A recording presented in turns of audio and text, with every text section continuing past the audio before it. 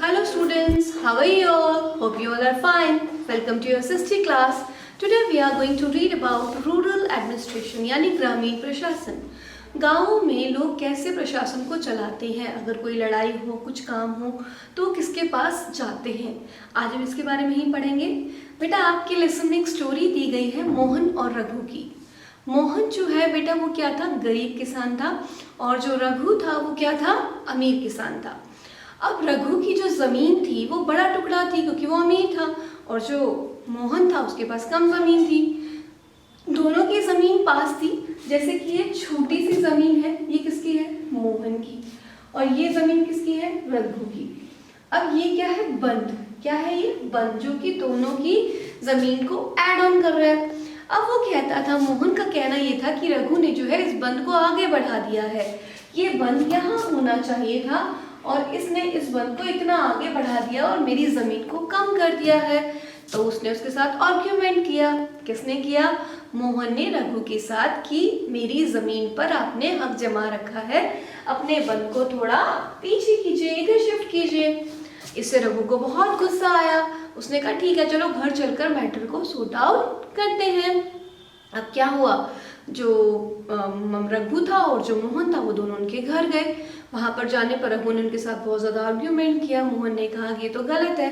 जैसे ही मोहन घर से निकलने लगा तो रघु ने अपने गुंडे बुलाए और उसकी बहुत सी पिटाई कर दी। किसकी, मोहन की। अब रघु के गुंडों ने जब मोहन की पिटाई की तो वो चिल्लाने लगा, इससे आसपास के लोग इकट्ठे हो गए। उन्होंने उसे बचाया और फर्स्ट एड दी और उसे समझाया कि उसे इसके खिलाफ क्या करनी चाहिए, कंप्लेंट करनी चाहिए। क्या करनी चाहिए, कंप्लेंट करनी चाहिए। किसको कंप्लेंट करनी चाहिए, पुलिस में कंप्लेंट करनी चाहिए। लेकिन साथ उसका दूसरा फ्रेंड बोला नहीं नहीं, कंप्लेंट नहीं करनी चाहिए। कंप्लेंट करेगा तो जो रघु है वो तो वैसे ही बहुत अमीर है और उसके जो अंकल है वो सरपंच भी हैं, तो ये तो उस पर कोई केस ही नहीं बनेगा, तो आप छोड़ो उसको, कंप्लेंट मत करो। लेकिन जो मोहन था वो कुछ देर तक सोचता रहा, फिर उसके दिमाग में आया कि मुझे कंप्लेंट तो करनी ही चाहिए, और मैं क्या करता हूँ, पुलिस स्टेशन में जाता हूँ और रघु के खिलाफ एक कंप्लेंट करता हूँ। ठीक है। अब जो रघु था उसके खिलाफ कंप्लेंट करने के लिए कौन पहुंचा, मोहन। जैसे ही मोहन वहां पहुंचा उसने एसएचओ को कहा।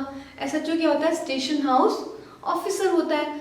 तो वो जब वहां गया तो उसने बोला कि भाई आप जो है मेरी कंप्लेंट रजिस्टर कर लो कि मुझे रघु ने मारा है। लेकिन उसने कहा छोटी मोटी जो कंप्लेंट्स है ना वो हम रजिस्टर नहीं करते, आप जाइए। कहाँ जाइए, अपने घर जाइए।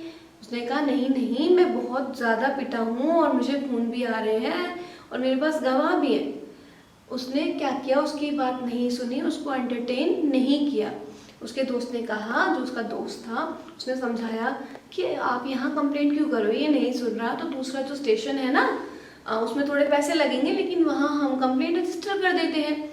लेकिन मोहन ने उसे समझाया कि हमारे जो स्टेशन होते हैं वो फिक्स होते हैं, कुछ एरिया होते हैं उसका स्पेशल एक पुलिस स्टेशन होता है, वहीं पर ही आप अपनी कंप्लेंट रजिस्टर करा सकते हो। जैसे रिवाड़ी में आपने देखा हो सेक्टर 4 का एक अलग से थाना है, मॉडल टाउन में अलग से एक सिविल जो है पुलिस थाना बना हुआ है, तो सबकी अलग अलग चौकी है ना। आप किसी एरिया में जहाँ पर जिस भी एरिया में रहते हैं, रिलेटेड एरिया में रहते हैं, उसी के रिलेटेड पुलिस स्टेशन में आपको कंप्लेंट रजिस्टर करनी होती है।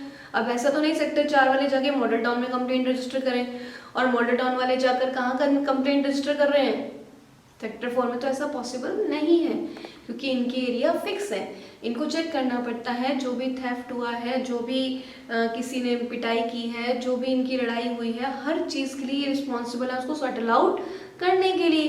तो उसने कहा कि मुझे तो कंप्लेंट कहाँ करनी पड़ेगी, यहीं पर ही करनी पड़ेगी।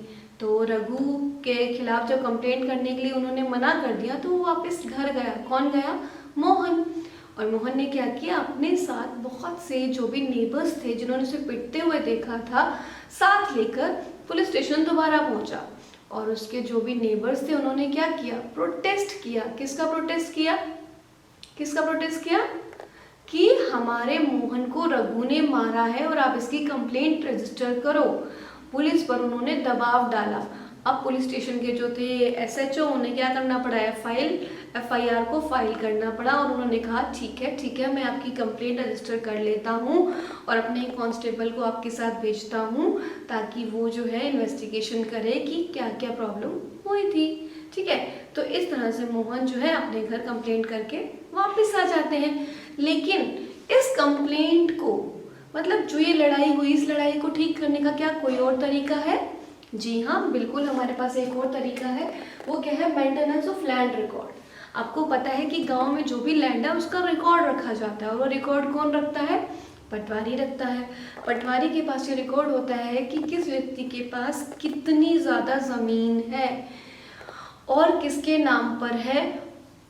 इसके अलावा ये रिकॉर्ड भी रखता है बेटा कि जो आदमी है जिनके पास जो ज़मीन है वो उस पर कौन सी फसल उगा रहे हैं और उनके पास रेवेन्यू कितना आता है, हर साल वो कितना पैसा कलेक्ट करते हैं इस उपज से। और अगर वो आपकी जो क्रॉप्स है उसको शिफ्ट भी करते हैं तो भी उसका जो है लिखावट मतलब लिखा जाता है, उसका रिकॉर्ड रखा जाता है लेखपाल के द्वारा। लेखपाल यानी पटवारी।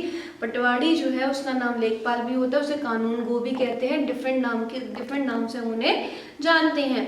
अगर पहले कोई किसान फॉर एग्जाम्पल गेहूं उगा रहा था, अब उसे गेहूं में प्रॉफिट नहीं लग रहा, उसने सोचा कि मैं इसे शिफ्ट कर देता हूँ। तो अगर वो गेहूं की जगह पे चावल उगाना शुरू करता है तो क्या है वो? क्या है बेटा? क्या है? वेरी गुड, शिफ्टिंग है। शिफ्टिंग ऑफ क्रॉप्स हो गई। तो इसका रिकॉर्ड भी कहाँ रखा जाएगा?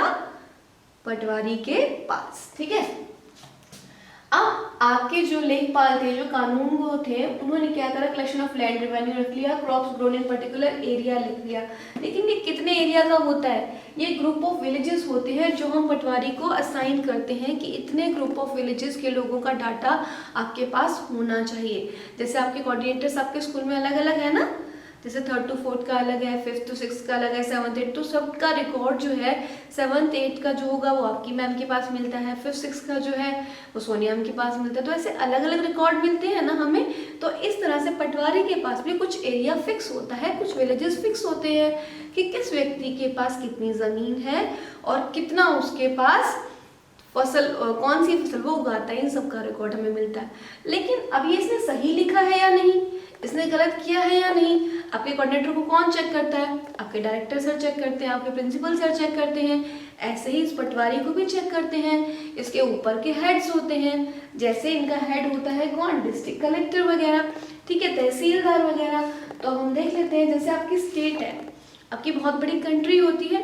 कंट्री को अब एक साथ देखना क्या प्राइम मिनिस्टर की बस की बात है? नहीं, वो क्या करते हैं? डिवाइड कर देते हैं। जैसे आपका स्कूल है, अगर डायरेक्टर सर अकेले पूरे स्कूल को देखना चाहें तो क्या वो बिना किसी की हेल्प के देख पाएंगे? नहीं, सबकी हेल्प लेते हैं ना वो भी। टीचर्स को अपॉइंट करते हैं, कोऑर्डिनेटर्स को अपॉइंट करते हैं, फिर उनकी हेल्प से पूरे स्कूल को अच्छे से रन करते हैं। सेम वे हमारी कंट्री में होता है बेटा। क्या होता है? हमारे जो प्राइम मिनिस्टर होते हैं वो मिनिस्टर्स को अपॉइंट करते हैं, गवर्नर्स को अपॉइंट करते हैं, है ना।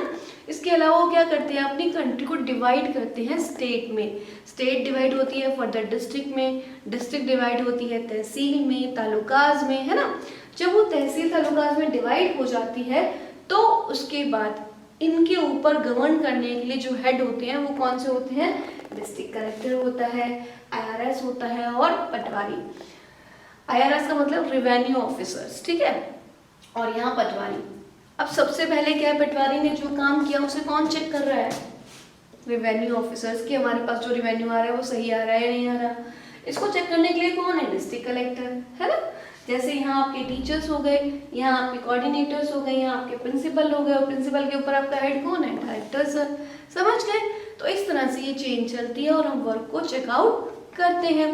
अब जो आपके पटवारी का काम होता है, एक काम इनका और होता है कि जो भी इन्होंने लिखा है कि ये ज़मीन इसकी है या उसकी है, जो भी इन्होंने रिकॉर्ड लिखा है उसकी एक कॉपी किसको देते हैं? उस फार्मर को देते हैं जिसकी ज़मीन होती है, ठीक है। दूसरा क्या करते हैं वो? जो आपका कास्ट कॉपी होती है, कास्ट सर्टिफिकेट होता है। जैसे हम आपसे पूछते हैं बेटा आप कौन सी कास्ट से बिलोंग करते हो, SC BC या फिर जनरल हो, OBC हो, किस कास्ट से बिलोंग करते हो, उसका एक सर्टिफिकेट मंगाते हैं ना हम आपसे। तो वो सर्टिफिकेट कौन इशू करता है? यहीं से इशू होता है, ठीक है। पटवारी ऑफिस से, तहसीलदार के ऑफिस से ही आपको वो चीज़ें मिलती हैं। तो नेक्स्ट पॉइंट है बेटा न्यू लॉ। न्यू लॉ मतलब 2005 अमेंडमेंट एक्ट आया था, 2005 succession Hindu succession amendment act बना था। उससे पहले क्या था बेटा, लेडीज़ को, जो भी बेटियां होती थी उनको जो है आपकी प्रॉपर्टी में हक लेने का अधिकार नहीं था। अगर हम सुधा की कहानी पढ़ें, इससे पहले क्या होता था बेटा, अगर मान लो आपके घर में एक भाई और एक बहन दोनों हो, तो पापा की प्रॉपर्टी, पापा का जितना भी सामान है वो बेटा लेता था, बेटी कुछ भी नहीं लेती थी, ऐसा था।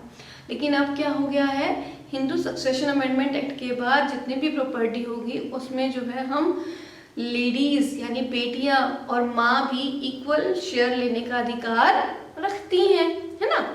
तो अब क्या हो गया बेटा, इससे जो है कहानी को एक रिलेट किया गया, वो है सुधा की कहानी। एक लड़की थी सुधा, वो गांव में रहती थी और उसके पापा की डेथ के बाद अपनी मम्मी की हेल्प करने के लिए, अपने भाई की हेल्प करने के लिए कभी कभी उनके खेत में चली जाती थी। रहती वो उसी गांव में ही थी, लेकिन उनके हस्बैंड कुछ अच्छे रिच नहीं थे। तो उसकी मम्मी ने कहा कि अगर इसके हस्बैंड इसे परेशान करेंगे तो ये इस प्रॉपर्टी से अपना गुजारा कर लेगी। तो उन्होंने क्या कहा कि ये प्रॉपर्टी जो है किसे मिलनी चाहिए, मेरी बेटी को भी मिलनी चाहिए, ताकि वो अपना गुजारा कर पाए, और हिंदू अमेंडमेंट एक्ट के अनुसार उसे प्रॉपर्टी मिलेगी ही मिलेगी। तो इस तरह से समझ में आया बेटा कि जो आपकी प्रॉपर्टी है उस पर क्या है, लेडीज यानी माँ और बच्चों का भी अधिकार होता है। I hope you have learned this lesson properly. Bye, we will meet you in the next video.